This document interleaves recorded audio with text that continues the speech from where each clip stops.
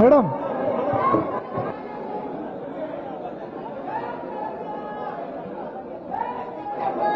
జై తెలంగాణ. టేబుల్ వెనక్కను వికాస్ టేబుల్.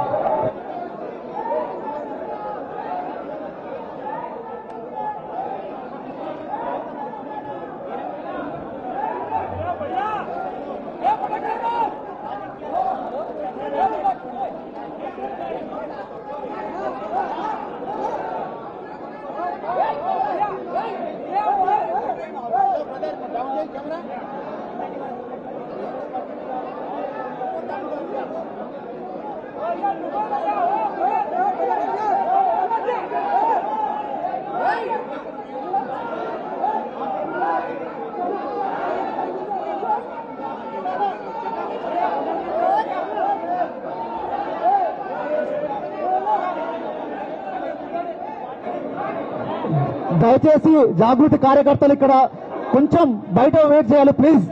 తోపులాట చేసుకోకుండా కొంచెం వెయిట్ చేయండి. ఇది మన ప్రెస్ మీట్. మీడియా మిత్రుల మీద పడతా ఉన్నారు, వాళ్ళకి ఇబ్బంది అవుతుంది. దయచేసి ప్లీజ్ ప్లీజ్ కొంచెం కొంచెం చూసుకో వికాస్ కొంచెం వెనక్కి సార్ అందరినీ.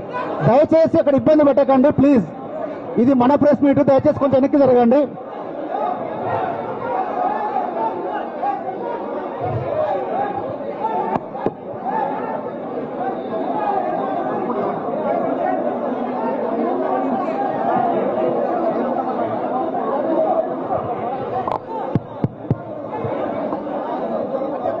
కవితమ్మ వెనక్కి జరుగునా, వెనక్కి ఇటు వెనక్కి వచ్చేబెట్టు.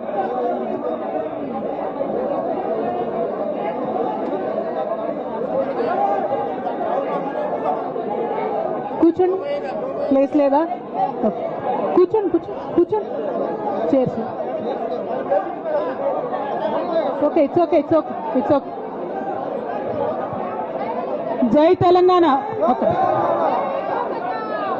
ఆగాగమ్మా. ఇవాళ జాగృతి కార్యకర్తలకు దయచేసి విన్నపము, మీరు కొద్దిగా వెనక్కి జరిగితే ప్రెస్ మిత్రులు రావాలి.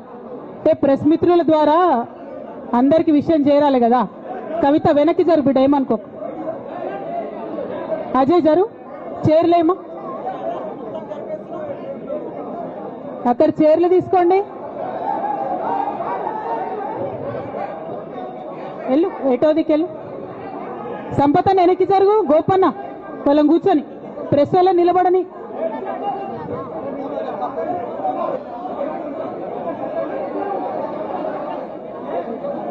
ఒక 2 minutes.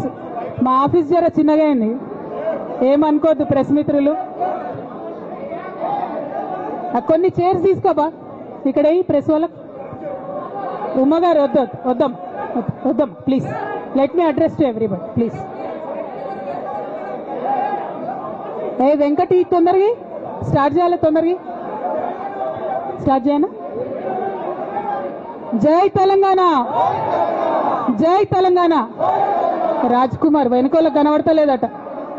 ఒక్కసారి కింద కూర్చో, కింద చైర్ తీసే ప్లీజ్, ఏమనుకో. ఓకేనా?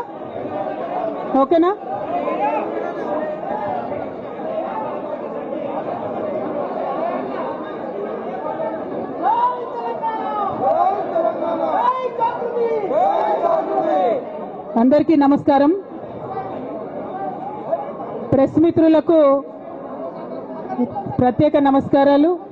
అదేవిధంగా ఆగమ్మా నువ్వు గన్మైన మా పక్క జరు.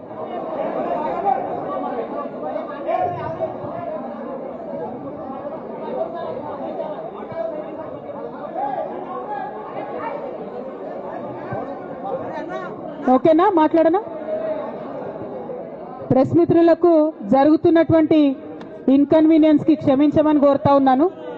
అట్లానే ఇక్కడ ఇవాళ ఇంత పెద్ద ఎత్తున హాజరైనటువంటి జాగృతి కార్యకర్తలకు, నాయకులకు అందరికి కూడా హృదయపూర్వకంగా నా నమస్కారాలు తెలియజేస్తా ఉన్నాను. కానీ జాగృతి కార్యకర్తలు దయచేసి సాయిని వెనక్కి జరు, కూర్చోబెట్టు ప్రెస్ వాళ్ళని, ఫ్రీగా కూర్చొని వెనక్కి జరు బిడ్డ. అజయ్ సీనా ఒక్క అడుగు వెనక్కేనా ప్లీజ్, కొద్దిగా వాళ్ళు ఫ్రీగా నిలబడండి. ప్రెస్ మిత్రులందరికీ కూడా ధన్యవాదాలు తెలియజేస్తా ఉన్నాను సమయం తీసుకొని ఈ పత్రికా సమావేశానికి వచ్చినందుకు. నిన్న మధ్యాహ్నం తర్వాత భారత రాష్ట్ర సమితి నుంచి ఒక ప్రకటన మీ అందరి ద్వారా నేను మీడియాలో చూడడం జరిగింది. మరి బీఆర్ఎస్ నుండి వచ్చినటువంటి ఈ ప్రకటనలో పార్టీ ఎమ్మెల్సీ శ్రీమతి కె కవిత ఇటీవలి కాలంలో ప్రవర్తిస్తున్న తీరుతెన్నులు, కొనసాగిస్తున్న పార్టీ వ్యతిరేక కార్యకలాపాలు బీఆర్ఎస్ పార్టీకి నష్టం కలిగించే రీతిలో ఉన్నందున పార్టీ అధిష్టానం ఈ విషయాన్ని తీవ్రంగా పరిగణిస్తున్నది. పార్టీ అధ్యక్షులు శ్రీ కె చంద్రశేఖరరావు గారు శ్రీమతి కె కవితను తక్షణం పార్టీ నుండి సస్పెండ్ చేస్తూ నిర్ణయం తీసుకున్నారని చెప్పి మరి నాకు ఒక ప్రకటన నిన్న టీవీల ద్వారా అందుకోవడం జరిగింది.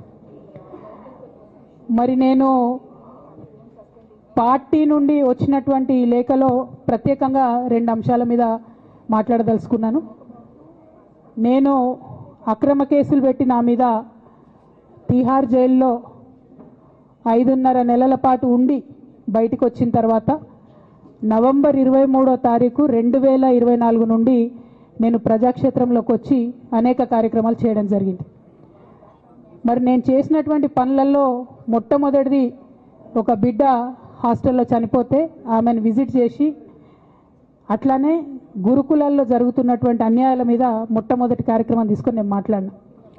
ఆ తర్వాత బీసీలకు జరుగుతున్నటువంటి అన్యాయం, కాంగ్రెస్ పార్టీ మేనిఫెస్టోలో ఇచ్చినటువంటి 42% హామీ కోసము పెద్ద ఎత్తున నేను పనిచేయడం జరిగింది. అట్లానే మహిళలకు 2500 ఇవ్వాలని చెప్పి పోస్ట్ కార్డు ఉద్యమాన్ని నేను చేపట్టడం జరిగింది. పెద్దవాళ్లకు పెన్షన్లు పెంచాలని నేను ఉద్యమాలు చేయడం జరిగింది. తెలంగాణ తల్లి స్వరూపాన్ని మారిస్తే అట్లెట్లా మారుస్తారని రౌండ్ టేబుల్ సమావేశం పెట్టినాం. బనకచర్లు అక్కడ కడుతున్నారంటే దాని మీద రౌండ్ టేబుల్ సమావేశం పెట్టినాం. ఓవరాల్గా తెలంగాణ ప్రాజెక్టులు, అందుబాటులో ఉన్నటువంటి నీళ్లు, వీటన్నిటి మీద కూడా రౌండ్ టేబుల్ పెట్టినాం. భద్రాచలం దగ్గర 5 గ్రామాలు ముంపు సమస్య ఉంది, ఎవరు పట్టించుకుంటలేరంటే వాళ్ళని పిలిపించుకొని రౌండ్ టేబుల్ సమావేశం పెట్టి ప్రభుత్వం మీద ఒత్తిడి తీసుకొచ్చే కార్యక్రమం చేసినాం. ముఖ్యమంత్రి గారి సొంత జిల్లా మహబూబ్ నగర్లో భూ నిర్వాసితులకు అన్యాయం జరుగుతుందంటే నారాయణపేట నియోజకవర్గం వెళ్ళి వాళ్లకు మద్దతుగా మేము నిలబడి రావడం జరిగింది. అట్లానే 47 నియోజకవర్గాలలో బీఆర్ఎస్ కండువా బాజాప్తా కప్పుకొని, గులాబీ కండువా బాజాప్తా కప్పుకొని ఎక్కడికి పోతే అక్కడ రావుల చంద్రశేఖర్ రెడ్డి గారిని రిక్వెస్ట్ చేసి భవన్ నుంచి అక్కడ ఉండేటటువంటి బీఆర్ఎస్ నాయకులకు అఫీషియల్ కమ్యూనికేషన్ చేపించి ప్రతి ఒక్క బీఆర్ఎస్ నాయకుల కార్యకర్తలకు మాట్లాడి ఆయా పర్యటనలకు వెళ్ళినప్పుడు అందరినీ కలుపుకొని బాజాప్తా గులాబీ కండువా వేసుకొని 47 నియోజకవర్గాలు నవంబర్ 23, 2024 నుండి ఈ రోజు వరకు నేను పర్యటన చేసి అనేక ప్రజా సమస్యల మీద మాట్లాడడం జరిగింది. మరి ఇవన్నీ పార్టీ వ్యతిరేక కార్యకలాపాలు అన్నది నాకు అర్థం కాలేదు. ఎట్లా వ్యతిరేక కార్యకలాపాలు అవుతాయన్నది కూడా ఒకసారి పార్టీ పెద్దలు పునరాలోచించుకోవాలని చెప్పి నేను రిక్వెస్ట్ చేస్తూ ఉన్నాను. అదేవిధంగా మరి బీసీల కోసం నేను పోరాటం చేస్తుంటే అట్లెట్లా మాట్లాడుతుంది, ఇట్లెట్లా మాట్లాడుతుంది, పార్టీకి వ్యతిరేకంగా మాట్లాడుతుంది. అరే, నేను కాంగ్రెస్ పెద్దల మీద ఒత్తిడి తీసుకొస్తుంటే బీసీలకు 42% అమలు చేయాలంటే ఏది పడితే అది చిల్వల్ పల్వల్గా నా మీద రాపించడం, ప్రచారం చేయడం, చాలా దారుణమైనటువంటి పనులు పార్టీలో ఉన్నటువంటి కొందరు పని కట్టుకొని, కత్తి కట్టుకొని నా మీద చేయడం జరిగింది. అట్లానే నేను ఒక మాట ఏమన్నా, సామాజిక తెలంగాణ సాధన కోసం నేను కట్టుబడి ఉన్నా అన్న. దానిలో తప్పేముంది? అసలు నాకు జన్మనిచ్చినటువంటి నా తండ్రి, ఈ ప్రాణాన్ని భిక్షగా ఇచ్చినటువంటి నా తండ్రి, ఆయన చిటికెన వేలు పట్టుకొని నేను ఓనమాలు నేర్చుకున్న ఉద్యమాలు ఎట్లా చేయాలని, ఆయన చిటికెల వేలు పట్టుకొని ప్రజలంటే ఏంది, ప్రజా సమస్యలు అంటే ఏంది, ఎందుకోసం దాని మీద గలమెత్తాలని చెప్పి నేను నేర్చుకున్నా. ఆ నాయకుడి స్ఫూర్తిగానే నేను సామాజిక తెలంగాణ మాట్లాడినా. భారతదేశం మొత్తంలో ఇన్ని రాష్ట్రాల్లో ముఖ్యమంత్రులు అయితే 75 ఏళ్ళ స్వతంత్ర భారతదేశం, 79 ఏళ్ళు స్వతంత్ర భారతదేశంలో దళితులకి 3 ఎకరాల భూమి ఇస్తా అని చెప్పినటువంటి ఏకైక గొప్ప నాయకుడు కేసీఆర్ గారు. ఆయన దగ్గర నుంచే కదా నేను సామాజిక తెలంగాణ ఎజెండా నేర్చుకున్నది. బీసీలకు ఎవరు వృత్తి పనిదారులు ఉంటే వాళ్ళకి చేయూతనిస్తా అని చెప్పినటువంటి ఏకైక ముఖ్యమంత్రి కేసీఆర్ గారు. చెప్పినట్టుగా డబ్బులు ఇచ్చిండు కూడా. ప్రతి కులాన్ని కాపాడుకునే ప్రయత్నం చేసిండు. అది కాదా సామాజిక తెలంగాణ? నేను మే 1 నాడు లేబర్ డే రోజు మాట్లాడితే దాన్ని చిలువలు పలువలు చేసి సామాజిక తెలంగాణ పేరుతోని కవిత పార్టీ పెడుతుందని చెప్పి నేను నిన్న చెప్పిన ఇద్దరు పేర్లు పని కట్టుకొని నా మీద దుష్ప్రచారం చేసిండ్రు. నేనేమైనా తప్పు మాట్లాడినా? బీఆర్ఎస్ పార్టీ వ్యతిరేకమా సామాజిక తెలంగాణ నినాదానికి? బీఆర్ఎస్ పార్టీకి సామాజిక తెలంగాణ అవసరం లేదా? భౌగోళిక తెలంగాణ వస్తే సరిపోతుందా? బంగారు తెలంగాణ కావాలని కేసీఆర్ గారు ఇచ్చిన నినాదమే కదా. బంగారు తెలంగాణ అంటే ఏంది? హరీష్ రావు ఇంట్లో బంగారం ఉంటే, సంతోష్ రావు ఇంట్లో బంగారం ఉంటే బంగారు తెలంగాణ అవుతుందా? కాదు కదా. ప్రతి ఒక్క సమాజం బాగుంటేనే బంగారు తెలంగాణ అవుతుంది. నేను అదే కదా మాట్లాడినా. దానికి ఇష్టం వచ్చినట్టు నా మీద స్టోరీ లేపిస్తే నేను భవన్లో పోయి కూర్చొని బాజాప్తా, ఎక్కడో కాదు, బయట ప్రెస్ మీట్ పెట్టలేదు, ఏ ప్రెస్ క్లబ్లో పెట్టలేదు, డైరెక్ట్గా తెలంగాణ భవన్ నా ఆఫీస్ అండి, నా పార్టీ భవన్లో పోయి కూర్చొని నేనేం చెప్పినా? నా మీద కుట్రలు జరుగుతున్నది, నా మీద విషప్రచారం జరుగుతున్నది అని చెప్పిన. నేను రామన్నను బుజ్జగించి గడ్డం పట్టుకొని అడుగుతా ఉన్నా, అన్న నీ చెల్లెని, ఒక మహిళా ఎమ్మెల్సీని మన పార్టీ ఆఫీస్లో కూర్చొని నా మీద కుట్రలు జరుగుతున్నాయని నేనంటే మీరు వర్కింగ్ ప్రెసిడెంట్గా ఉన్నారన్నా, ఫోన్ చేయరా అన్న నాకు? ఏమైంది బేటా, ఎందుకు బాధపడుతున్నావు అని ఫోన్ చేయరా? ఇది ఎప్పుడు జరిగిన ఇన్సిడెంటు? లేక లీక్ కాకముందు, నేను నా కొడుకు గ్రాడ్యుయేషన్కి అమెరికా పోకముందు, అంతకుముందే. మరి మీరు వర్కింగ్ ప్రెసిడెంట్ కదన్నా, నేను పార్టీ ఎమ్మెల్సీని కదా. చెల్లెలు అన్న బంధుత్వాలు పక్కన పెడదాం ఒక్క నిమిషం. ప్రొఫెషనల్ సెటప్లో ఒక పొలిటికల్ పార్టీలో ఒక మహిళా ఎమ్మెల్సీ భవన్లో కూర్చొని నా మీద కుట్రలు జరుగుతున్నాయంటే మీరు మాట్లాడినరా అన్న? 103 రోజులు అయిపోయిందన్న ఇయ్యాలటికి, ఒక్క మాట మాట్లాడినరా? కేసీఆర్ గారు దగ్గర నుంచి కమ్యూనికేషన్ రావాలని నేను ఎక్స్పెక్ట్ చేయలే. వారు పెద్దవారు, వారికి అనేకమైన పనులు ఉంటాయి. మొత్తం పార్టీని ఇప్పుడు పునర్నిర్మించుకోవాల్సిన అవసరం ఉంది. తెలంగాణకు జరుగుతున్నటువంటి అన్యాయాన్ని వారు ఎప్పటికప్పుడు దిశానిర్దేశం చేయాల్సిన అవసరం ఉంది. కానీ వర్కింగ్ ప్రెసిడెంట్ గారి దగ్గర నుంచి ఫోన్ రాకపోవడం మాత్రం ఒక మాట అనిపించింది నాకు. నేను కేసీఆర్ గారి బిడ్డను, నేను కూర్చొని ప్రెస్ మీట్ పెడితేనే రెస్పాన్స్ రాలేదంటే మరి ఇంకో మామూలు మహిళా కార్యకర్తకు బీఆర్ఎస్ పార్టీలో మన అన్యాయం జరిగితే రెస్పాన్స్ వస్తుందా? నాకైతే అనిపించలేదు. వస్తుందేమో నాకు తెలియదు. కానీ నేను ఒక మాటకు నాకు సంతోషం అనిపించింది. నాకు నోటీస్ రాగానే అక్కడ మహిళా ఎమ్మెల్సీలు కూర్చొని, మహిళలందరినీ కూర్చొని, ఫస్ట్ టైం అనుకుంటా భవన్లో 5 మహిళలు కూర్చొని ఇండిపెండెంట్గా ప్రెస్ మీట్ మాట్లాడింది. చాలా సంతోషం. ఇటువంటి అంతర్గత ప్రజాస్వామ్యం రావాలనే నేను కోరుకున్నా. మహిళలకు, ఎస్సీలకు, ఎస్టీలకు, బహుజనులకు కోటరీల అడ్డంకులు లేకుండా యాక్సెస్ రావాలి. అది మైక్కి యాక్సెస్ రావాలి, బాస్కి యాక్సెస్ రావాలనే నేను అనుకున్నా. అది జరిగింది, చాలా సంతోషం. నన్ను సస్పెండ్ చేసినాక అయినా పర్లేదు, కానీ జరిగింది. నిన్న మహిళలందరూ కూర్చొని మాట్లాడి నేనేమంటున్నా అంటే, కేసీఆర్ గారు, కేటీఆర్ గారు, నేను, మా కుటుంబం, మాది రక్త సంబంధం. పదవులు పోతేనో, పార్టీలకు వెళ్ళి సస్పెండ్ చేస్తేనో పోయేటటువంటి బంధం కాదు.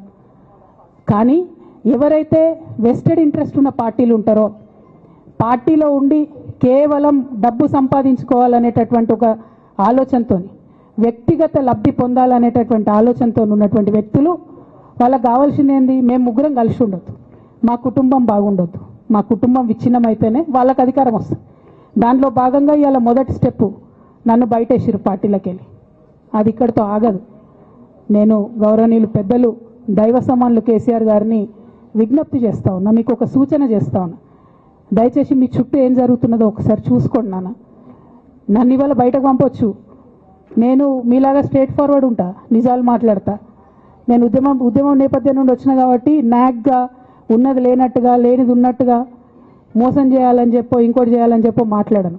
స్ట్రేట్ ఫార్వర్డ్గా ఇష్యూస్ మాట్లాడతా కాబట్టి నన్ను ఇలా బలి చేసిండ్రు, పర్వాలే. కానీ రేపటి నాడు ఇదే ప్రమాదం రామన్నకు కూడా పొంచుంది, రేపటి నాడు ఇదే ప్రమాదం మీకు కూడా పొంచుంది. అల్టిమేట్గా బీఆర్ఎస్ పార్టీని హస్తగతం చేసుకోవడానికి జరుగుతున్నటువంటి కుట్రలో భాగంగానే ఇవాళ నన్ను ఎలిమినేట్ చేయడం జరిగింది. నేను ఇవాళ ఓపెన్గా అడుగుతా ఉన్నాను, హరీష్ రావు గారికి నేను సూటి ప్రశ్న వేస్తున్నా, ఈ రాష్ట్ర ముఖ్యమంత్రి రేవంత్ రెడ్డి గారికి కూడా నేను సూటి ప్రశ్న వేస్తున్నా. నా మీద కుట్రలు ఎప్పటి నుండి ప్రారంభమైనాయి? ఎప్పుడైతే హరీష్ రావు గారు, రేవంత్ రెడ్డి గారు ఒకే ఫ్లైట్లో హైదరాబాద్ నుండి ఢిల్లీకో, ఢిల్లీ నుండి హైదరాబాద్లో ఒకే ఫ్లైట్లో వాళ్ళిద్దరు ప్రయాణం చేసి వచ్చినప్పుడు హరీష్ రావు గారు రేవంత్ రెడ్డి గారు కాలు పట్టుకొని సరెండర్ అయినాక ఈ కుట్రలు స్టార్ట్ అయినాయి, నా మీద ఈ స్టోరీలు స్టార్ట్ అయినాయి. మా కుటుంబాన్ని విడగొట్టాలనేటటువంటి కుట్ర స్టార్ట్ అయింది. నేను ఛాలెంజ్ చేస్తా ఉన్నా, రేవంత్ రెడ్డి గారు మీరు చెప్పండి, ఆ ప్రయాణం జరిగిందా జరగలేదా? హరీష్ రావు గారు మీరు చెప్పండి, ఒకే ఫ్లైట్లో మీరు రేవంత్ రెడ్డి గారితో కలిసి వచ్చిండ్రా రాలేదా? ఆ తర్వాత నుండే నా మీద ఈ కుట్రలు జరుగుతున్నాయా లేదా? సరెండర్ అయింది మీరు. ప్రతి ఒక్క విషయంలో దాదాపు ఒక 7-8 ఇష్యూస్ ఉన్నాయి, ఇన్సిడెంట్స్ ఉన్నాయండి. అఫీషియల్ పిఆర్ఓ ట్వీట్ చేస్తాడు, Congress party official PRO tweet చేస్తాడు, ముఖ్యమంత్రి గారు పిఆర్ఓ, ఈ పాల వ్యాపారంలో అవినీతి జరిగిందని. తెల్లారి 2-3 పేపర్లలో వస్తుంది, 3వ రోజుకి మాయమైపోతుంది. అదే కేటీఆర్ గారినేమో 3 సార్లు విచారణ పేరుతో పిలిచి వేధిస్తారు. అంటే కేసీఆర్ కుటుంబం నికార్స్గా బరిగీసుకొని కాంగ్రెస్ పార్టీతో రేవంత్ రెడ్డితో కొట్లాడుతున్నాం కాబట్టి మా మీదనేమో కుట్రలు జరుగుతాయి, మా మీదనేమో కేసులు పెడతారు. మీ మాత్రం 1 or 2 days హెడ్లైన్స్ వస్తే తర్వాత న్యూస్ గాయబవుతుంది. ఎన్ని జరగలే చెప్పండి హరీష్ రావు గారి విషయంలో? ఫస్ట్ పాల వ్యాపారం మీద ఏమొచ్చినాయి ఆరోపణలు? ఆనాడు బీఆర్ఎస్ పార్టీ గవర్నమెంట్లో SC ST BC హాస్టళ్లకు Harish Rao గారి పాల వ్యాపారం నుంచి పాలు సప్లై చేసిరనే ఆరోపణలు అయోధ్య రెడ్డి గారు ట్వీట్ చేసిరు. గతం 2 రోజులు పోయిన ఆరోపణ. ఎందుకు? సరెండర్. నెక్స్ట్ ఒక అభియోగం చేసిరు ముఖ్యమంత్రి గారు, రంగనాయక్ సాగర్ దగ్గర ఈయన ఫామ్ హౌస్ ఉంది, అది ప్రభుత్వ భూమి, కబ్జా చేసిండని. 1 day headline, 3rd day news గాయబ్. No case nothing. కేటీఆర్ పరిస్థితి ఏంటి? ఎన్ని కేసులు పెట్టిరు కేటీఆర్ అన్న మీద? ఎన్నిసార్లు పిలిచిండు విచారణకు? ఇవన్నీ పక్కన పెడదాం, నిన్నటి లేటెస్ట్ ఇష్యూ మాట్లాడదాం. కాళేశ్వరం కానీ ఇంకోటి కానీ ఏ ప్రభుత్వంలో అయినా పొలిటికల్ పాలసీ చేసేవాళ్ళు, విధానపరమైన నిర్ణయాలు తీసుకునే వాళ్ళు ముఖ్యమంత్రులు ఉంటారు. కింద ఉన్నటువంటి మంత్రులు దాన్ని ఎగ్జిక్యూట్ చేయాలి. కేసీఆర్ గారు ఒక పాలసీ డెసిషన్ తీసుకున్నారు, నేను కాళేశ్వరం ప్రాజెక్టు కడతా, దానికి ఇన్ని డబ్బులు ఇస్తా అని.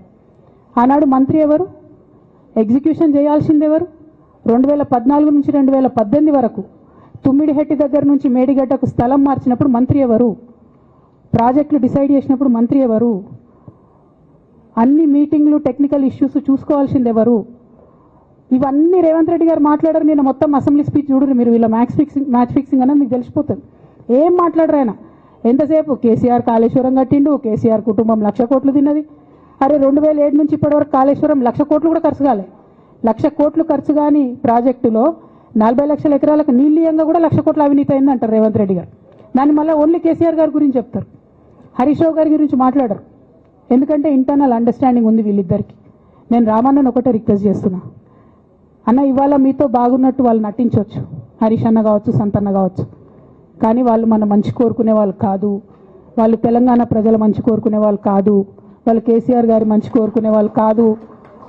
వాళ్ళను మీరు దూరం పెట్టి రాజకీయంగా తెలంగాణ రాష్ట్ర సమితిలో ఇప్పుడు బీఆర్ఎస్లో పనిచేస్తున్నటువంటి హార్డ్ కోర్ కార్యకర్తలను దగ్గరికి తీసుకొని ప్రజా ఉద్యమాలు తీసుకొని ప్రజల దగ్గరికి పోతేనే మన పార్టీ బతుకుంటుంది, నాన్న పేరు బాగుంటుంది. ఇవాళ నాన్నకు సిబిఐ అనేటటువంటిది వచ్చిందంటే అది కేవలం హరీష్ రావు గారు, సంతోష్ రావు గారి అవినీతి వల్లనే వచ్చిందని మళ్ళొకసారి నేను గంటాపదంగా చెప్తున్నాను. ఇంకా గమ్మత్ ఏంటంటే ఇదే హరీష్ రావు గారు వాళ్ళ ఫాలోవర్స్ అంతా నిన్నటి నుంచి చెప్తున్నారు, హరీష్ అన్న చాలా కష్టపడ్డాడు, డే 1 నుంచి ఉన్నాడు అని. డే 1 నుంచి లేడండి. చాలామంది రిపోర్టర్లకు తెలుసు, సీనియర్ రిపోర్టర్లకు డే 1 నుంచి లేడు.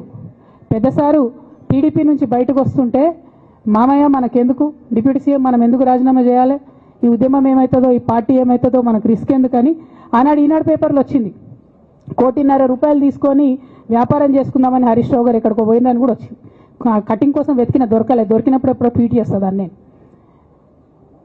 బీఆర్ఎస్ పార్టీ ఆనాడు టీఆర్ఎస్ పార్టీ పెట్టినాక 9-10 నెలల తర్వాత వచ్చింది హరీష్ రావు గారు. డే 1 నుంచి లేరు. నమ్మకం లేకుండా ఆయన పార్టీ నిలబడుతుందో ఉంటుందో పోతుందో అని. ఓకే అయిపోయింది. రాగానే సారు పెద్ద హృదయం కాబట్టి క్షమించిరు, దగ్గర తీసుకున్నారు, ఎమ్మెల్యే కాకముందే మంత్రి ఇచ్చిర్రు, అన్ని రకాలుగా ఆదరించిరు, అన్నీ చేసిండ్రు. ఎప్పుడైతే పార్టీకి ఒక్క క్షణం చెడ్డ పేరు వచ్చిందో ఎక్కడ పోయిండండి ఈయన?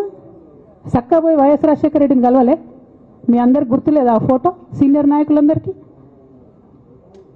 బాగా మాట్లాడతారు, అన్ని దగ్గర ఉన్నా, నేనే ఉన్నా, నేను ఎక్కడ లేను. నిన్న పాపం చాలా మంది ఈ కొత్త సోషల్ మీడియా పిల్లలు ఉన్నట్టు వాళ్ళకి హిస్టరీ తెలియదు అనుకుంటా, అందుకే చెప్తున్నా ఇవాళ. అదేవిధంగా నేను పెద్ద ట్రబుల్ షూటర్ అంటారు. ట్రబుల్ షూటర్ కాదు, ఈజ్ ఎ బబుల్ షూటర్.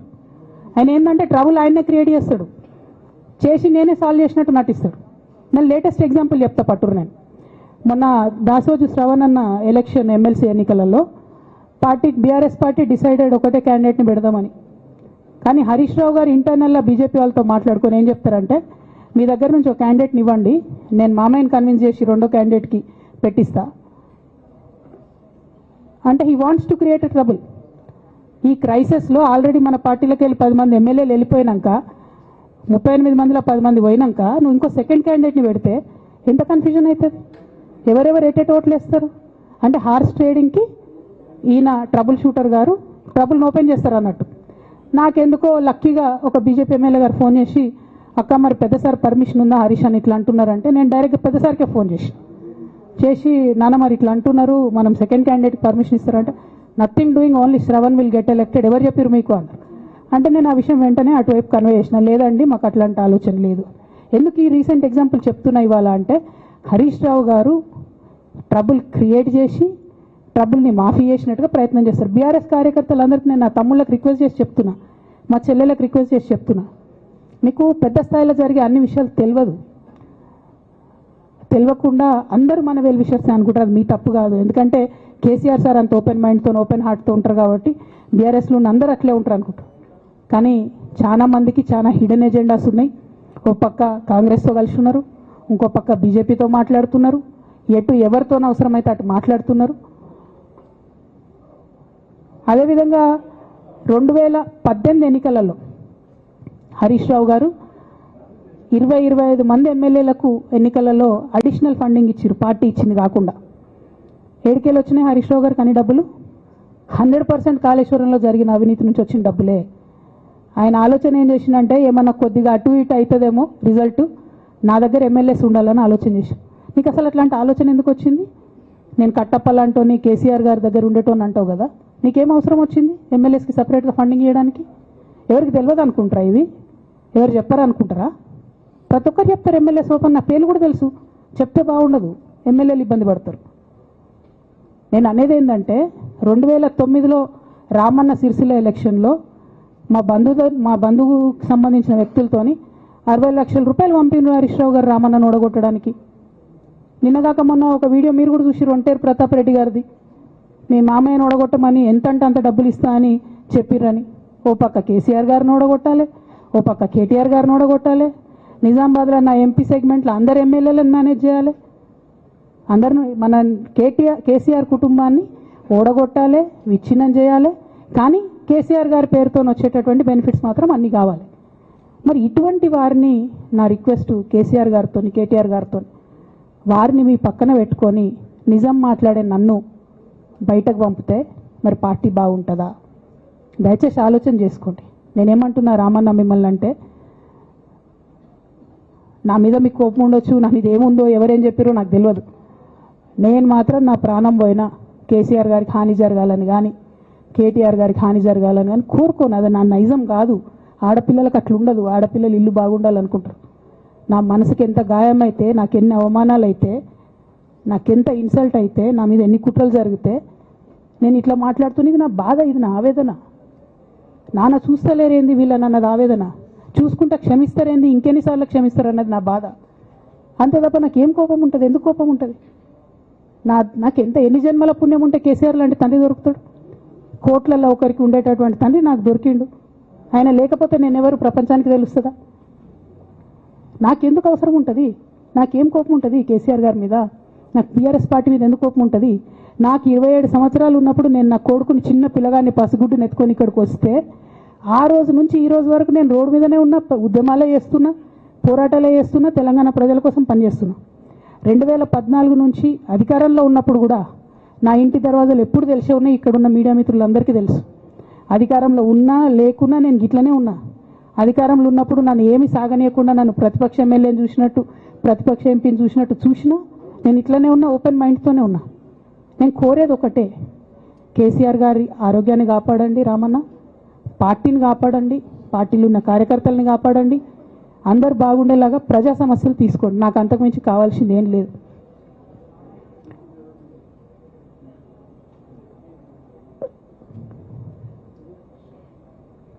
కానీ మొన్న అసెంబ్లీలో అర్ధరాత్రి దాకా పెట్టి రేవంత్ రెడ్డి గారు కేసీఆర్ గారిని తిడుతుంటే దయ్యాలు వేదాలు వాళ్ళు ఇస్తున్నట్టు అనిపించింది నాకైతే.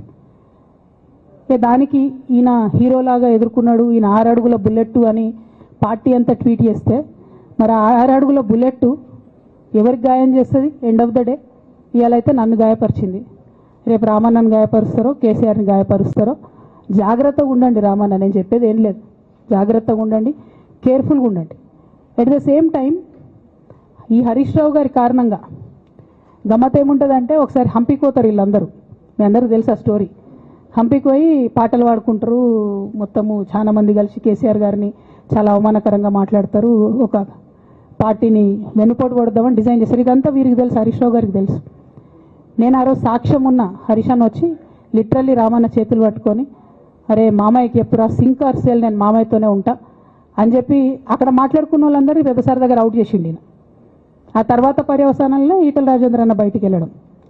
ఈ మహానుభావుడు వల్ల జగ్గారెడ్డి దగ్గర నుంచి మొదలు పెడితే, చెరుకు శ్రీనివాసరెడ్డి ముత్యంరెడ్డి అన్న కొడుకు దగ్గర నుంచి మొదలు పెడితే, రఘునందన్ రావు గారు, మైనంపల్లి గారు, విజయశాంతి గారు, విజయరామారావు గారు, ఆయన పాత పెద్ద ఆయన ఉండే ఈటల రాజేందర్ గారు, వీళ్ళందరూ పార్టీలోకి వెళ్ళి పోయినారు కదా, పోలేదా? ఇవన్నీ హరీషన్న చేసినాయి కాదా? ఆనాడు దుబ్బాక ఉప ఎన్నిక ఎందుకు ఓడిపోయినాం? దుబ్బాక ప్రజలకు ఇప్పటికి కూడా గుర్తుంటుంది.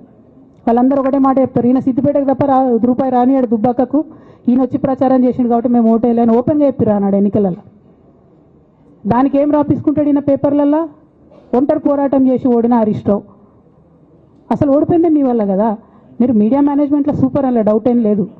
రామన్న యూట్యూబ్లు మేనేజ్ చేసి నా మెయిన్ స్ట్రీమ్ మీడియా మేనేజ్ చేస్తాడు, అంతే, అంతకుమించి వేరే ఏం లేదు. నేను రామన్నని రిక్వెస్ట్ చేస్తున్నా, మీరు కూడా ఆ స్కిల్ నేర్చుకోండి అన్న. అట్లనే ఈటల రాజేందర్ గారు ఉప ఎన్నిక దగ్గరుండి హరీష్ అన్న గెలిపిలేదా అండి ఈటల రాజేందర్ని? ఆనాడు పీసీసీ అధ్యక్షుడిగా ఉండి రేవంత్ రెడ్డి గారు ఏమంటారు, కాంగ్రెస్ పార్టీ ఓడిపోతుంది ఇడా అని చెప్పారు. ఆయన ముందే డిక్లేర్ చేసిండు, ముందే చేతులు ఎత్తేసిండు. హరీష్ అన్న ఆడ పోయి కూర్చొని మరి ఈటల రాజేందర్ అన్నని గెలిపించొచ్చాడు. ఈ బంధం రేవంత్ రెడ్డి గారిది హరీష్ రావు గారిది అప్పటి నుంచి కొనసాగుతుంది, కొత్త బంధం ఏం కాదు ఇది. నేను కేసీఆర్ గారిని పెద్దల్ని రిక్వెస్ట్ చేసేది ఒకటే, ఈయన చేస్తున్న నక్క జిత్తుల్ని దయచేసి గమనించండి. ఇలా నేను బయట పోతా కావచ్చు, నాదేముంది, ఉద్యమంలోకి వెళ్ళి వచ్చినా వాళ్ళ ఉద్యమంలోకే పోతా, నాకు భయం ఏముంటుంది, నాకు ఎన్నడూ పదవుల మీద ఆశ లేదు.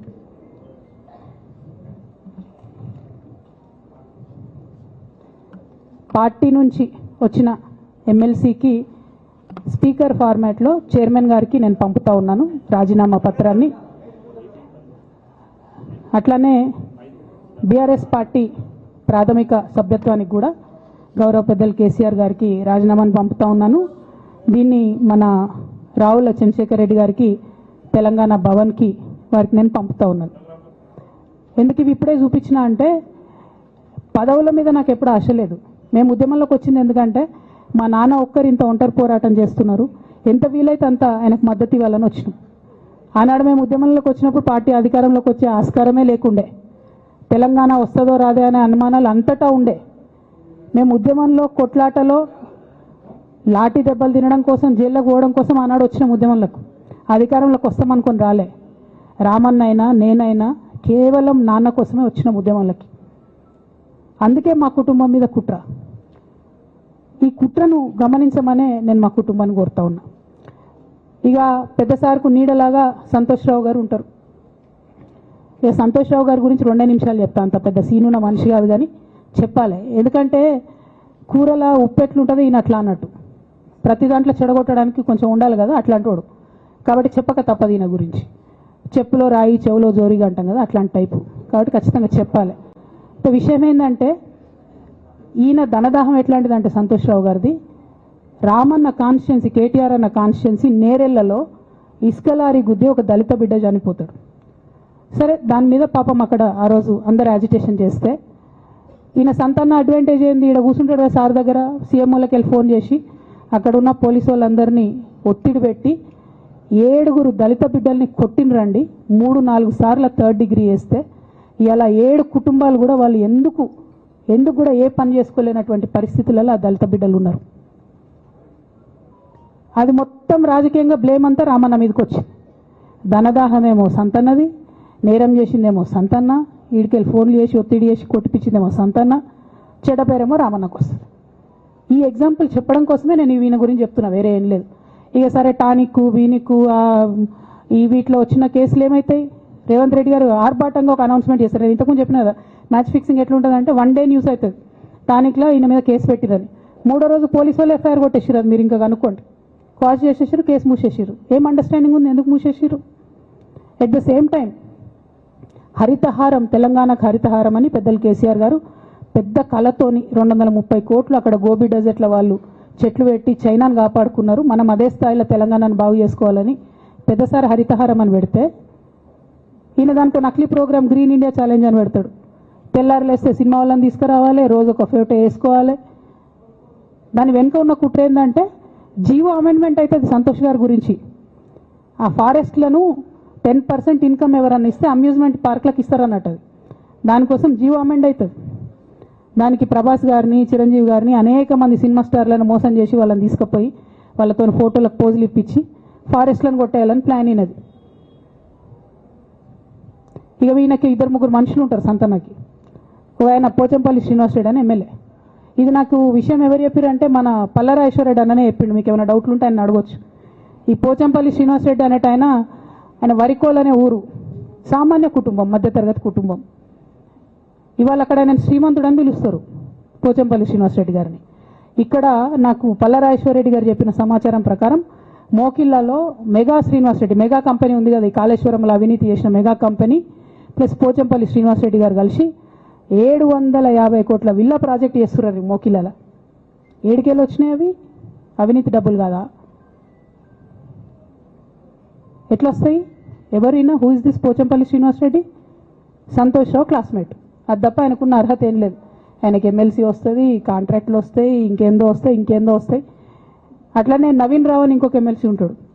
ఆయన డైరెక్ట్గా మా ముఖం పట్టుకొని అందరి ముంగట అంటాడు, నాకు ఎమ్మెల్సీ ఇచ్చింది కేసీఆర్ గారైనా నాకు దేవుడు సంతోష్ అంటాడు ఆయన. నిన్న మొన్న వాళ్ళ ఫాదర్ని పట్టుకున్నారు పేకాటల. ఏమైంది కేసు? ఆల్రెడీ నవీన్ రావు గారు పోయి మన ముఖ్యమంత్రి గారు కాళ్ళు పట్టుకున్నట్టుగా తెలిసింది. వాళ్ళ తండ్రిని ఇడిచిపెట్టారు, ఈయన మీద భూ కబ్జా కేసులు ఉంటే అవి ఇడిచిపెట్టారు. అంటే ఓ పక్క సంతోష్ రావు గ్యాంగు, ఇంకో పక్క హరీష్ రావు గ్యాంగు 100కు 100% రేవంత్ రెడ్డి గారితో, ఇక్కడ ఉన్న కాంగ్రెస్ ప్రభుత్వంతో, అవసరమైన సందర్భంలో పైనున్న బీజేపీతోని వాళ్ళు కోఆర్డినేషన్లో ఉండి బీఆర్ఎస్ పార్టీకి జలగల్లాగా పట్టి పీడుస్తున్నారు. నిరంతరం బీఆర్ఎస్ పార్టీకి నష్టం చేస్తున్నారు. ఎంత దారుణాన్ని కొడిగట్టిరంటే ఆఖరికి నా ఓటమితో ప్రారంభమైంది అది. నిజామాబాద్లో నా ఓటమిలో కుట్రలు చేశారు. ఆనాడే మనం రివ్యూ చేసుకుంటే బాగుండలేదు. కానీ ఇప్పుడు అది ఎక్కడికి వచ్చింది? కామారెడ్డిలో పెద్దసారి ఓడిపోయేదాకా వచ్చింది పరిస్థితి. 3వసారి ప్రభుత్వం పోయేదాకా వచ్చింది పరిస్థితి. ఒక్కొక్క ఎలక్ట్ అయిన ఎమ్మెల్యేను, ఓడిపోయిన ఎమ్మెల్యేలు పత్రికా మిత్రులు మీరు మాట్లాడండి. సంతోష్ రావు గారి బాధితులు నాకు మామూలుగా ఫోన్ చేస్తలేరు. అచ్చా ఈ కంపెనీ పేరు బ్లూఫిన్ అట, మోకిలా. పల్లరాజేశ్వర రెడ్డి అని అప్పుడు పంపిన మెసేజ్ చూస్తున్న పాతది. Bluefin company Mokila. అయితే నేనేమంటున్నా అంటే ఇంత స్పష్టమైనటువంటి నేను ఇస్తున్నా, రేవంత్ రెడ్డి గారిని నేను ఛాలెంజ్ చేస్తున్నా. మరి ఎందుకు మీకు మీ ఏసీబీ వాళ్ళకు వీళ్ళ ఇండ్లు అడ్రస్లు దొరుకుతలేవా? ఏం అండర్స్టాండింగ్ ఎందుకు లేదు మీకు? లేకపోతే మీరు చర్యలు ఎందుకు తీసుకుంటలేరని నేను సూటిగా రేవంత్ రెడ్డి గారిని ప్రశ్నిస్తున్నా. ఇక తర్వాత వారు ఏం చేస్తారన్నది నాకు సంబంధం లేదు. ఇక నేను మాత్రం పర్టికులర్గా మళ్ళీ ఒకసారి నా బీఆర్ఎస్ పార్టీ కుటుంబ సభ్యులందరికీ, మా సొంత కుటుంబ సభ్యులకు కూడా రిక్వెస్ట్ చేస్తున్నది ఏంటంటే, నాకు 27 సంవత్సరాలు ఉన్నప్పుడు నేను రాజకీయాల్లోకి వచ్చిన, తెలంగాణ ఉద్యమం కోసం వచ్చిన. ఇవాళ నాకు 47 సంవత్సరాలు. అంటే నా 20 సంవత్సరాల జీవితం అంతా కూడా నేను బీఆర్ఎస్ పార్టీ కోసం, కేసీఆర్ గారి కోసం, తెలంగాణ జాగృతి కోసం, తెలంగాణ ప్రజల కోసం, తెలంగాణ ఆడబిడ్డల కోసం నేను గడిపిన. సడన్గా ఇవాళ నీకేం సంబంధం బీఆర్ఎస్తో అని, నువ్వెవరు అని చెప్పి సస్పెన్షన్ ఒకసారికి పంపిస్తే చాలా బాధాకరంగా ఉంది. పర్వాలేదు, అయినా నాకు ప్రజలు ఉన్నారు, నేను వాళ్ళ దగ్గర పోతా, వాళ్ళతో పాటు ఉంటా. కానీ బీఆర్ఎస్ పార్టీలో ఉన్న నాయకులకు, కార్యకర్తలకు రిక్వెస్ట్ చేస్తాను, సోషల్ మీడియాలో వచ్చే పిచ్చి పిచ్చి పట్టుకొని ప్రజాప్రతినిధులు ప్రెస్ మీట్ పెట్టిరు నిన్న భవన్లో. నేను నిన్న మొన్నటి రోజు వాళ్ళ మీద ప్రెస్ మీట్ పెట్టినప్పుడు ఏమన్నా, కేసీఆర్ గారికి నష్టం చేసిన పార్టీ ఉంటే ఎంత పోతే ఎంత అన్న. సోషల్ మీడియాలో ఉన్న బీఆర్ఎస్ పార్టీ కొంతమంది దుర్మార్గులు ఉన్నారు, సోషల్ మీడియా వింగు చూసేటోళ్ళు. వాళ్ళ ముంగట విషయం కట్ చేసిరు. ఏది కేసీఆర్ గారికి నష్టం చేసిన అనే విషయం కట్ చేసి బీఆర్ఎస్ పార్టీ ఉంటెంత పోతెంత నేను అన్నా అని చెప్పి ప్రచారం చేస్తున్నారు. నాదే పార్టీ బీఆర్ఎస్ పార్టీ. 20 ఏళ్ళు నేను కష్టపడ్డా. నేను తెలంగాణ జాగృతి పెట్టి ఇండిపెండెంట్గా పనిచేసినప్పుడు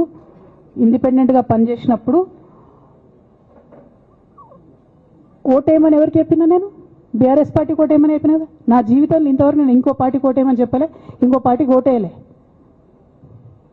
ఎట్లయితే కంప్యూటర్లో హార్డ్వేర్ ఉంటుందో అది బీఆర్ఎస్ పార్టీ, సాఫ్ట్వేర్ తెలంగాణ జాగృతి.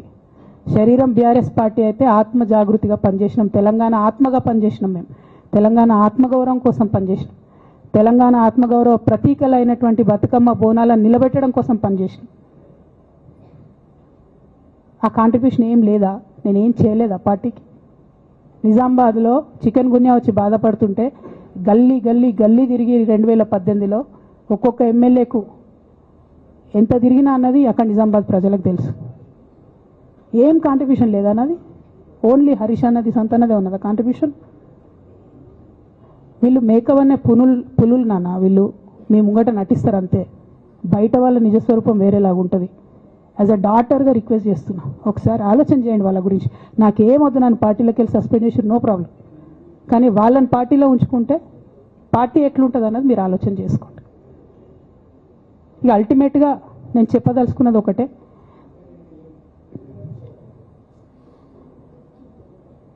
కలికాలం కాబట్టి అబద్ధాలు చెప్పేటోళ్ళది మోసం చేసేటోళ్ళది నడుస్తుంది, టెంపరీగా వాళ్ళది నడుస్తున్నది. వాళ్ళది నడిచింది, విజయం సాధించారు కాబట్టి ఇవాళ సస్పెన్షన్ నాకు వచ్చింది. బట్ నేను ఇదివరకు చెప్పినా మళ్ళీ చెప్తున్నా, నేను కర్మ సిద్ధాంతాన్ని నమ్ముతా. ఖచ్చితంగా ఇంతకు ఇంత దేవుడు వాళ్ళకు అనుభవింపజేస్తాడు, అందులో ఏం ఆలోచించాల్సినటువంటి అవసరం లేదు. Thank you. జై తెలంగాణ, జై కేసీఆర్, జై తెలంగాణ, జై కేసీఆర్.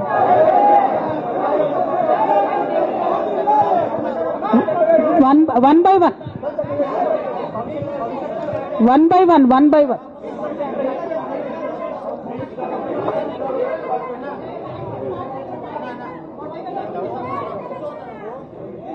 ఒక 1 minute హిందీలో చెప్పేసే అన్న, బయట నేషనల్ మీడియా మిత్రులందరూ అడుగుతున్నారు, ఒక 1 minute హిందీలో చెప్పేస్తా.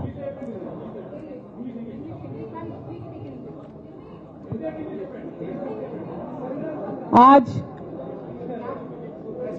तेलंगाना की बेटी होने के नाते पूरे देश की जनता के साथ मैं ये बात कहना चाहती हूँ, पिछले 20 सालों के मेरे जिंदगी में मैंने हर दम हर वक्त बीआरएस पार्टी के उन्नति के लिए, तेलंगाना जनता के उन्नति के लिए, तेलंगाना के रैयतों के, तेलंगाना के महिलाओं के, तेलंगाना के युवाओं के उन्नति के लिए मैंने काम किया है.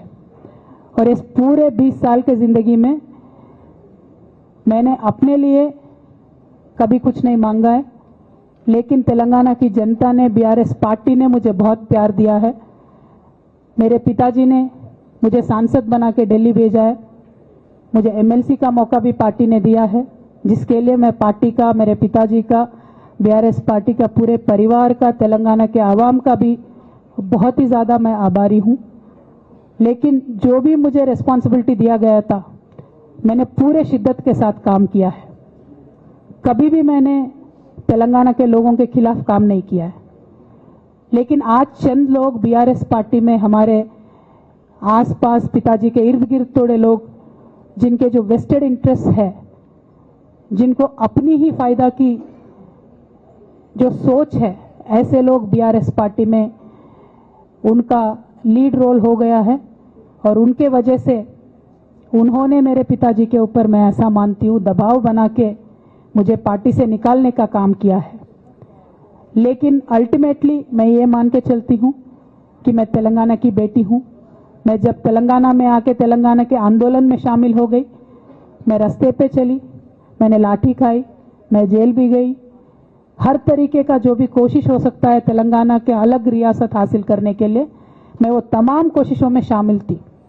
मैं तो आंदोलन से आई हूँ, इन्होंने अभी मुझे पार्टी से, सियासत से निकालने का काम किया है, तो मैं फिर आंदोलन में चली जाऊंगी.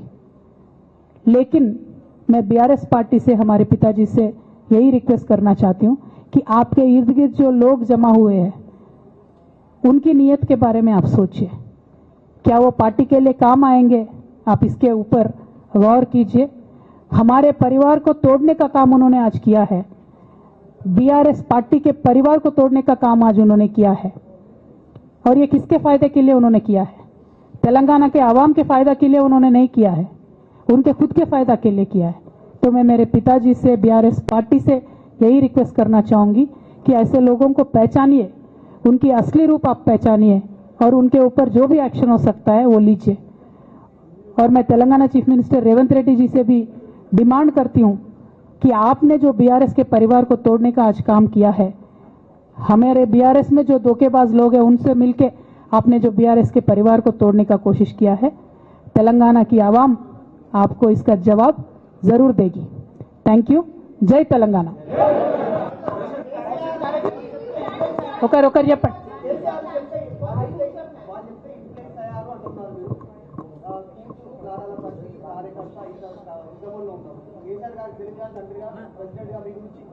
ఓకే, ఇంకా ఎవరైనా చెప్పండి.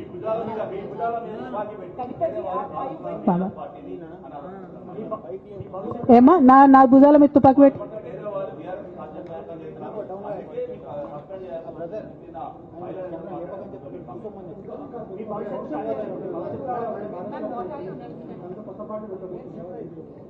Okay. I got your question. Rahul ji.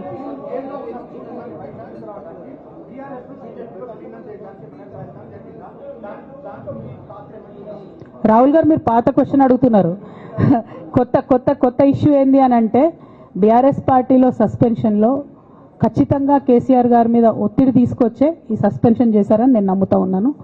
ఒక్కొక్కసారి ఏమవుతుందంటే చిన్న వ్యక్తులు బాగా నడుస్తుంది, పరిస్థితులు సందర్భాన్ని బట్టి పెద్ద వ్యక్తులు కూడా కొన్ని కఠినమైన నిర్ణయాలు తీసుకోవాల్సి వస్తుంది. కేసీఆర్ గారు ఈ నిర్ణయం ఎందుకు తీసుకున్నారో అని అడిగేంత పెద్దదాన్ని కానీ అంత రాజకీయ అనుభవం కానీ నాకు లేదు. సో వారు తీసుకున్నటువంటి నిర్ణయాన్ని నేను శిరసా వహిస్తాను. వారు ఎందుకు తీసుకున్నారో ఈ నిర్ణయం నాకు తెలియదు. కానీ నాకు ఒక సమస్య ఉంది, నేను రాసినటువంటి లెటర్ లీక్ అయిందని చెప్పి 100 రోజులైంది. ఆ సమస్య జరిగి 100 రోజులైంది. ఆ 100 రోజుల కన్నా ముందు కూడా నా మీద వివక్ష కొనసాగిందని వాళ్ళ నేను మీకు ఎగ్జాంపుల్స్తో సహా చెప్పే ప్రయత్నం చేశాను. ఆ 100 రోజుల నుంచి జరుగుతున్నటువంటి పరిణామాలను కూడా మీ అందరి ముందు పెట్టిన. ఈ 100 రోజులలో పార్టీ ఎప్పుడు కూడా నన్ను ఎక్స్ప్లెనేషన్ అడగలేదు. నిన్న నన్ను సస్పెండ్ చేసే ముందు కూడా నన్ను ఎక్స్ప్లెనేషన్ అడగలేదు. ఇంకా చెప్పిన కదా, విచిత్రమైన విషాదం ఏంటంటే సడన్గా డిసిప్లినరీ కమిటీ పుట్టుకొచ్చింది. సడన్గా ఈయన రవీంద్రరావు అంటే దాంట్లో సంతకం చేసిండు. ఆయననే సార్ని తిట్టిండు మళ్ళీ మొన్న ఎలక్షన్ ఓడిపోయినప్పుడు. సో ఈ అన్నీ చూసి నాకేమనిపిస్తుందంటే చాలా ఒత్తిడిలో చాలా ప్రెషర్ పెట్టి సార్తో చేపించారని నేను అనుకుంటున్నాను.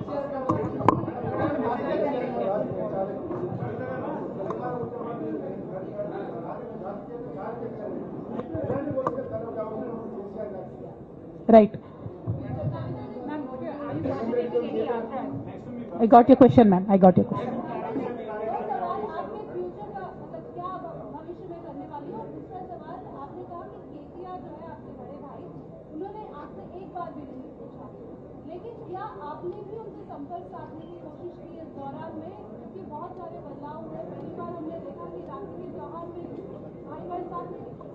నేనేమంటున్నా అంటే కేసీఆర్ గారి రాజకీయ పరిజ్ఞానాన్ని క్వశ్చన్ చేసేంత స్థాయి నాకు లేదు, అంత అవగాహన కూడా నాకు లేదు. కాకపోతే పెద్ద నాయకులు అనేక సందర్భాల్లో ఒత్తిడికి గురైనటువంటి విషయాలు చరిత్రలో మనం చూసినాం. ఇవాళ అదే జరిగిందని నేను భావిస్తున్నా. 1. 2, నేను ఈ లేఖ అనేటటువంటిది రిలీజ్ అయిన తర్వాత ఎప్పుడు కేసీఆర్ గారికి కొంచెం ఇబ్బంది జరిగినా, అది కాళేశ్వరం కమిషన్కి వారు పిలుపుకొచ్చినా, 2 సార్లు వారు యశోద హాస్పిటల్కి వచ్చినా, నా చిన్న కొడుకు అమెరికాకి తీసుకెళ్లే సందర్భమైనా నేనే వారి దగ్గర పోయినా. నాకేం బేషనే ఉంటుంది, ఆయన మా నాన్న కదా. నేను పోయిన తర్వాత ఈ దుష్ట చతుష్టయం ఏదైతే ఉన్నదో, ఈ 2 గ్యాంగులు ఏవైతే ఉన్నాయో అక్కడ జరగనిది జరిగినట్టుగా మీడియాలలో విచిత్రమైన వార్తలు రాపించారు. ఎంత ఘోరం అంటే నేను నా కొడుకుని తీసుకపోతే నన్ను గన్మెన్లు రాలేదట. జరుగుతుంది అని ఎక్కడన్నట్ల ఇటువంటివన్నీ మెయిన్ స్ట్రీమ్ పత్రికలు రాస్తాయి. మరి విచిత్రం నాకు అర్థం కాదు. మెయిన్ స్ట్రీమ్ పత్రికలు అనేటటువంటి ఇట్లాంటి వార్తలు మరి ఆడ ఎవరు లేని కూడా లేరు. ఎవరు చెప్పిరు, ఎందుకు రాపిచ్చిరు? సో నేనేమంటున్నా అంటే నేను ఎప్పుడు నాన్న దగ్గరికి వెళ్ళడానికి చూసినా కూడా మా మధ్య స్పర్ధ పెంచడానికి అనేకమైన వార్తలు రాపిచ్చి అనేకమైన కుట్రలు ఈ గత 103 రోజులుగా కొనసాగుతూనే ఉన్నాయి నా మీద. కానీ అంతకుముందు కూడా జరిగినాయనేదే నేను చెప్తున్నా. అందులో భాగంగానే రాఖీ రోజు కూడా ఒక 24 గంటల ముందే నేను అన్నకు కూడా మెసేజ్ పంపిన. అన్న రేపు రాఖీ ఉంది, నేను వచ్చి కడతాను, మీడియా లేకుండా వచ్చి కడతాననే మెసేజ్ పంపిన. బట్ అన్న బిజీగా ఉండే ఎక్కడికో వెళ్ళిండ్రు, నేను అర్థం చేసుకున్నాను. అందుకే వెళ్ళి రాఖీ కట్టలేకపోయినాను. సో నేను నా వైపు నుంచి ఎక్కడ కూడా కమ్యూనికేషన్ చేయడానికి ప్రయత్నంలో లోపం జరగలేదు, అటువైపు నుండి కమ్యూనికేషన్ రాలేదు. నేను చెప్పాలనుకున్నవి నేను ఎత్తుకున్న ప్రజా సమస్యలు ఈ 103 రోజులలో మీ ముందున్నాయి, అవి చేస్తూనే ఉన్నా. ఇక భవిష్యత్తుకు సంబంధించినటువంటి విషయం నేనేం ఆలోచించలేదు. ఎందుకోసం అంటే నిన్న నోటీస్ రావడం అనేటటువంటిది డెఫినెట్గా నేను కొంచెం బాగా బాధపడ్డా. నాకెందుకు నోటీస్ వస్తుంది, మరి నా లేఖ లీక్ అయింది, లీక్ చేసింది ఎవరు అంటే చేసినటువంటి వ్యక్తుల మీద ఎందుకు విచారణ జరగలేదు అనేటటువంటిది ఖచ్చితంగా పార్టీ అంతర్గతంగా ఆలోచన చేసుకోవాలి. అంటే నన్ను ఏం మాట్లాడకుండా నన్ను డైరెక్ట్గా ఉరిదీస్తారు. నేను ఎవరి మీద అయితే కంప్లైంట్ చేసినో కనీసం వాళ్ళను అడిగినరా, అడగలేదా, చర్యలు తీసుకున్నారా, తీసుకోలేదా, ఏమీ చెప్పకపోతే, ఆ మాత్రం అంతర్గత ప్రజాస్వామ్యం లేకపోతే బయట ప్రజలకు మనం ఏం చెప్తామన్నది నా ప్రశ్న.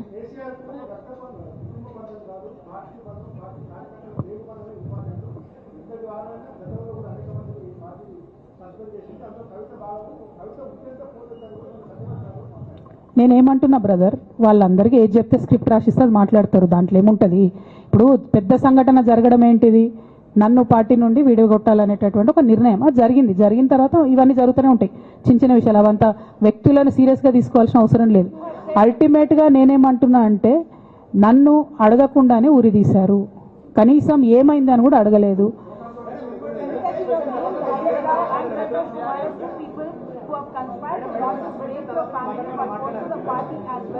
But this has also been portrayed as a succession battle that your father actually chose your brother as a political heir and that you want space in the political party as a leader, and that's the reason why you have started making this kind of reverse.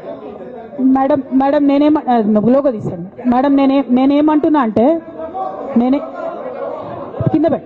నేనేమంటున్నా అంటే ఇప్పుడు ఈ నేను మాట్లాడే press meet చూస్తున్నటువంటి రాజకీయ నాయకులకు కావచ్చు, బీఆర్ఎస్ పార్టీకి సంబంధం లేని వ్యక్తులకు కావచ్చు, వాళ్ళకి ఇది ఒక ఎంటర్టైన్మెంట్, ఇది ఒక వార్త. కానీ నాకు నా లైఫ్, మా బీఆర్ఎస్ పార్టీ కార్యకర్తలకు వాళ్ళ లైఫ్. సో నేను చాలా తీవ్రమైనటువంటి బాధలో గంభీరంగా ఉండి మాట్లాడేటటువంటి ప్రయత్నం చేస్తున్నాను. నేనేమంటున్నా అంటే కుటుంబంలో జరిగినటువంటి అనేక అంశాలను నేను చెప్పను కూడా, ఎందుకంటే అది ప్రజలకు అనవసరం. అది నేను ఆ బాధను పంచుకుంటే మీరు తట్టుకోలేరు కూడా. నేను చాలా గట్టిదాన్ని, మొండిదాన్ని, దయ్యాన్ని కాబట్టి తట్టుకొని నిలబడ్డా. కానీ నా ప్లేస్లో వేరే వాళ్ళు ఉంటే తట్టుకోలేరు. సో కుటుంబంలో ఇంటర్నల్ విషయాలు నేను మాట్లాడతలేను, ఓన్లీ పొలిటికల్ ఇష్యూసే నేను మాట్లాడుతున్నా. పొలిటికల్గా నన్ను సైడ్ లైన్ చేసి, నన్ను సస్పెండ్ చేసి, పార్టీకి అనుక్షణం నష్టం చేస్తున్న ఆ ఇద్దరు వ్యక్తులను, వారి గుంపును, వారి ముఠాను పార్టీ ఎట్లా మోస్తుంది అనేటటువంటిది నా ప్రశ్న. సరే, నిన్న మొన్న ఆ గుంపుకు సంబంధించిన వ్యక్తులు అన్ని చోట్ల నా ఫ్లెక్సీలు చింపేసి నాకు దిష్టిబొమ్మలు, శవయాత్రలు ఎందెందో వేసిరట. ఈ ఉత్సాహం కేసీఆర్ గారి మీద సిబిఐ ఎంక్వైరీ చేస్తా అని రేవంత్ రెడ్డి గారు అన్నప్పుడు ఎక్కడ చచ్చిపోయింది ఆ ఉత్సాహం అని నేను అడుగుతా ఉన్నా. ఎందుకు చేయలే రేవంత్ రెడ్డి గారి దానాలు, దిష్టిబొమ్మలు ఎందుకు చేయలే? ఏం అండర్స్టాండింగ్ ఉంది మీకు? నా ప్రశ్న సింపుల్. నన్ను వ్యక్తిగతంగా ఏదో చేస్తారన్నది కాదు, నాకు నష్టం జరిగేదే లేదు. ఎందుకంటే ప్రజలు చూస్తున్నారు, ప్రజలు గమనిస్తున్నారు. తెలంగాణ ఆడబిడ్డలు తమ ఇంటి ఆడబిడ్డలుగా ఆదరించారు నన్ను. ఒక్కొక్కరు అడిగితే అర్థమవుతలే, ఏం అర్థమవుతలే.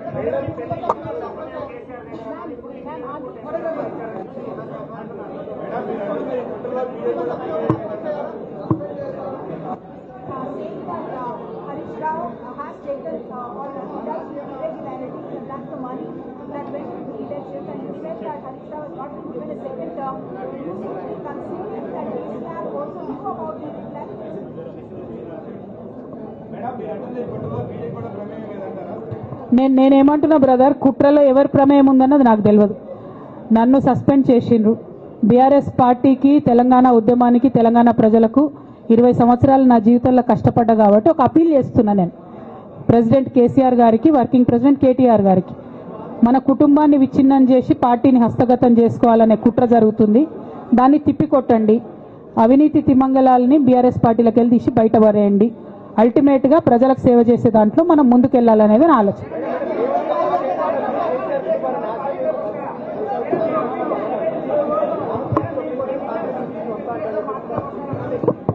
ఇక్కడ ఇంకో మాట చెప్పాలి బ్రదర్, నేను నిన్నటి నుంచి పేపర్లలో నేను ఈ పార్టీలో ఏరుతున్నా, ఆ పార్టీలో ఏరుతున్నా అని వచ్చింది. నేను ఏ పార్టీలో కూడా చేరను. నాకు ఏ పార్టీతో అవసరం లేదు. నేను ఫ్యూచర్లో ఏం చేయాలనే విషయం జాగృతి కార్యకర్తలతోని, తెలంగాణ మేధావులతోని, బీసీ బిడ్డలతోని, సామాజిక తెలంగాణ కోసం పనిచేసేటటువంటి అన్ని వర్గాల ప్రజలతోని అందరితోని మాట్లాడిన తర్వాత నిర్ణయం తీసుకుంటా. కానీ తొందరపడి నిర్ణయం తీసుకునే అవసరం నాకు లేదు. ఒకటి. రెండు, ఏదో నిర్ణయం తీసుకోవాలనేటటువంటి విషయంతో నేను పనిచేయడం లేదు. జరిగినటువంటి పరిణామాలను ఒక్కొక్కటిగా ఎదుర్కొంటూ వస్తున్నాను. నిన్న జరిగినటువంటి పరిణామం చాలా కీలకమైనది, నా జీవితంలో అత్యంత ముఖ్యమైనటువంటి పరిణామం. కాబట్టి చాలా ఆలోచించి ఆచితూచి అల్టిమేట్గా తెలంగాణ ప్రజలకు లాభం జరిగేటటువంటి నిర్ణయం తీసుకుంటా తప్పితే నా కోసం నిర్ణయం తీసుకోవాల్సిన అవసరం లేదు.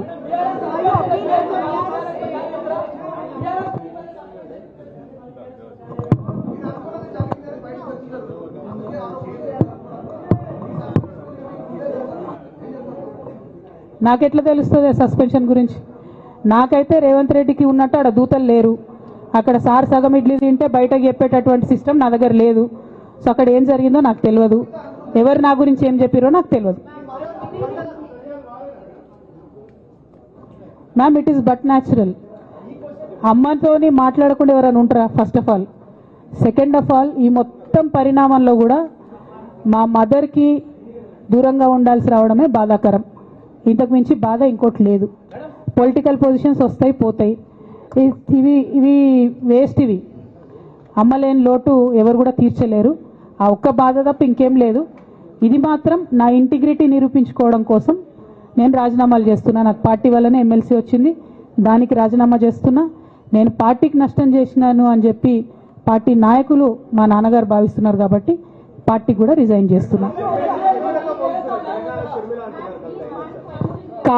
కాలం నిర్ణయిస్తుందండి. షర్మిలతో పోలుస్తున్నారా, కేసీఆర్తో పోలుస్తున్నారా? కాలం నిర్ణయిస్తుంది. తొందర ఏం లేదు.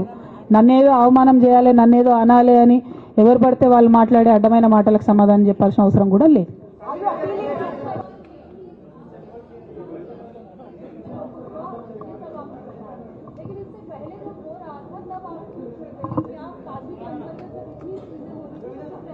మేడం, అంతకుముందు జరిగినటువంటి ప్రతి ఒక్క విషయం కూడా నేను ఇంటర్నల్గా చెప్తూనే వస్తున్నా. ये हमारी जो लेटर लीक होने से पहले भी जो पार्टी में मेरे खिलाफ एक्टिविटी चल रहे थे, जैसे पार्टी का हमारा चैनल है टी न्यूज़ चैनल, बहुत महीनों से मेरा नहीं दिखाते मैडम टी न्यूज़ में, क्योंकि वो संतोष राव चलाते. मेरा न्यूज़ नहीं आता टी न्यूज़ में. अभी नमस्ते तेलंगाना में बंद करे, वो अलग बात. बहुत रिसेंटली उनका बहुत देर के बाद बंद करे. टी न्यूज़ में कब का बंद कर दिया? ये सारे चीजें भी मैं बताई पार्टी में, लेकिन जब तक मेरा लेटर पब्लिक नहीं हुआ तब तक मैंने पब्लिकली अपने कभी भी दिक्कत मैंने किसी को नहीं बताया. जब लेटर उन्होंने खुद पब्लिक किया तो मुझे मजबूर होकर आज बात करना पड़ रहा है. ఏమా ఒక్క నిమిషం మా నిజామాబాద్ బిడ్డ ఏదో అడుగుతుంది. ఒక్క నిమిషం చెప్పరా.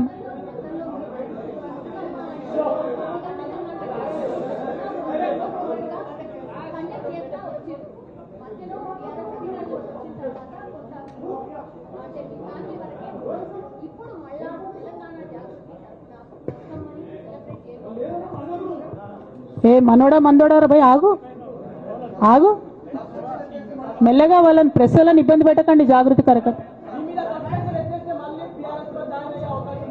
నువ్వు భలే జ్యోతిషం చెప్తావు బ్రదర్. ఒకటి. రెండు, బతుకమ్మ ఖచ్చితంగా సెలబ్రేట్ చేయాలనుకున్నా.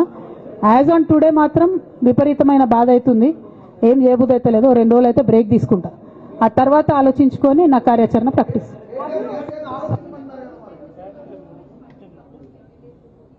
Madam, not couple, more than 20. I have all the names. I don't want to name.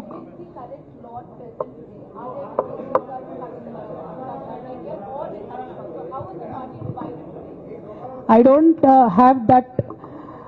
Madam, I have a lot of information, but I don't believe it is the right time to expose all that. There is a lot many more interactions that we will have in future. If necessary, I'll certainly let that information out. Today, my simple appeal to Honorable President of our party is, as you have taken action on me without even asking me for an explanation, kindly take action on the rest of the people as well. That is my simple allegation. By Harish. Conspiracy or you Madam, our family, me, myself and my brother and my father, they do not want us to be united. And unfortunately, I believe they are filling my brother's ears and my father's ears. And I believe that they have succumbed to that malign campaign that has happened against me. And I hope they will soon realize that I am not the one who is hurting the party. Jai Telangana! Jai KCR! Thank you.